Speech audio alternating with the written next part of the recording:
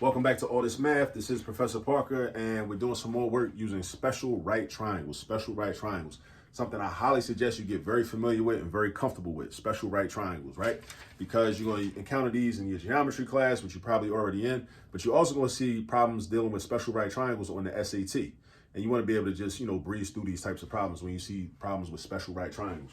All right, so let's read the problem. It's a little short word problem, not too long, like 2 sentences. But the problem is included in the description notes under the video if you're watching this on YouTube, all right? Now, the problem says, Jeffrey has a square net in his backyard, all right? I don't know what this net is for. We don't know what it's for. We don't really care. But we know that it's a square, all right? The diagonal of the net is 6 feet. Find the length of the side of the net. Find the length of the side of the net. So we got a square. It's a net. So we don't really care about the fact that it's a net. We care that it's a square. So let's draw a square, right? And with word problems, I always highly recommend that you draw pictures. All right, draw pictures. And by the way, shout out to Huey P. Newton, one of the co-founders of the Black Panther Party for self-defense back in 1966. Shout out to that brother. Rest in peace. All right, so let's draw a square. Draw a square, right? And then it says that the diagonal, right? So let's draw a diagonal, right? So just like when we cut a sandwich diagonally, like this, right? Draw a diagonal. That's your diagonal. All right. Find the length of the side of the net. So the side is like this over here. So let's call that X. But it's a square, right? It's a square. So you know all 4 of them are X. That's X, and that's X. Because squares have 4 equal sides. So you take the information that you know about shapes and you know about, different polygons, and you just apply it to the situation. All right. Now we know this is a square, so it's also got 4 right angles. So that's a right angle. I don't need to put the symbol up here or right there, but what this is a 45, 45, 90 triangle. Now, how do I know that, right? And how should you know that? Well, you know this is 90 because a square has 4 right angles. A square has 4 right angles and a square has 4 equal sides. That you have to know. You got to bring that to the table, right? But how do I know that these are 45? How do I know that? Because in any parallelogram, right, and a square is a type of parallelogram, or in a rectangle. And a rectangle is a type of parallelogram. A square is a type of rectangle also. A diagonal bisects the angle. Diagonals bisect the angles. So if that was 90, each of these angles that it creates has to be 45. So that's information you got to know. You got to already know that information. And if you didn't know it already, you know it now. And you got to memorize it. So now you know it. So now you know you got a 45, 45, 90 triangle. So we trying to figure out what X is. But we also know it's a piece of information I left out. The diagonal, how long is the diagonal? 6 feet. The diagonal is 6 feet. So what we got here, we got a square, but a square is really just 2 right triangles. Just think about it like when you make a sandwich. If your bread is square and then you cut it diagonal, you created 2 right triangles. It's the same exact concept, right? So now we got 6 feet here and we got these 2 legs, right? Now we go to our formulas. We want to know what the side is. The side of the square or the net is also the leg of the 45, 45, 90 triangle. They're the same thing. So we use our formula, leg equals hypotenuse over square root of 2. What's my hypotenuse? The diagonal. The diagonal is the hypotenuse. So if the diagonal is the hypotenuse, that means my hypotenuse is 6. So my leg is also X.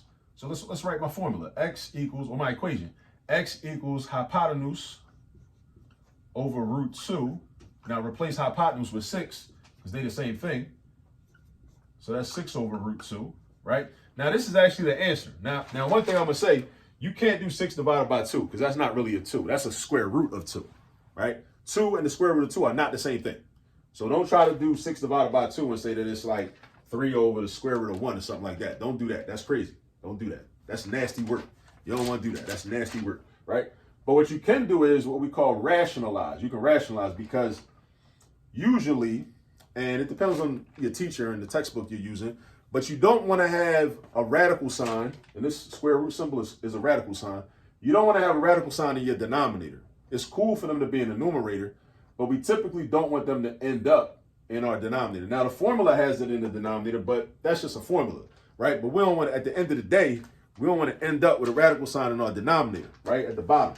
So this is how you rationalize. You take the radical, square root of 2, and you create a fraction that is equivalent to 1 because it has the square root of 2 in the numerator and in the denominator. And you multiply. So look, the square root of 2 is in my denominator. So I create a fraction. This is how you rationalize. Rationalize means you get rid of the radicals in the denominator. So I get rid of the radicals in the denominator. That's called rationalizing. So root 2 over root 2, I'm going to multiply across 6 root 2.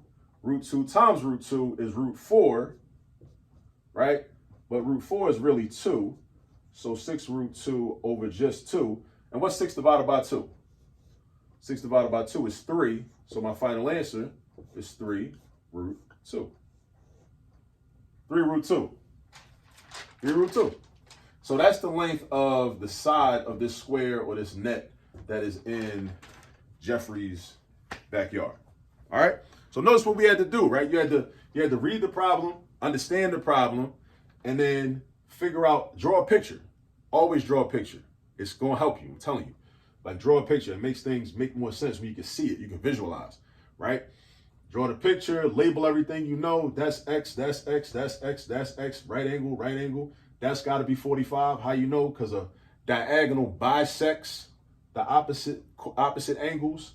This is 6 feet, right? Because that's the diagonal. This is also the hypotenuse because it's across from the right angle. Hypotenuses are across from the right angle in the right triangle. Hypotenuses are across from the right angle in the triangle. Everything I repeat is extra important. So make sure you write that down and memorize everything I repeat. When you watch these videos, you're gonna catch on to what I be trying to do, right? So every time I repeat myself, make sure you memorize that if you don't have it already memorized. All right. So yeah. So with problems like this, understand your formula. Understand your formula.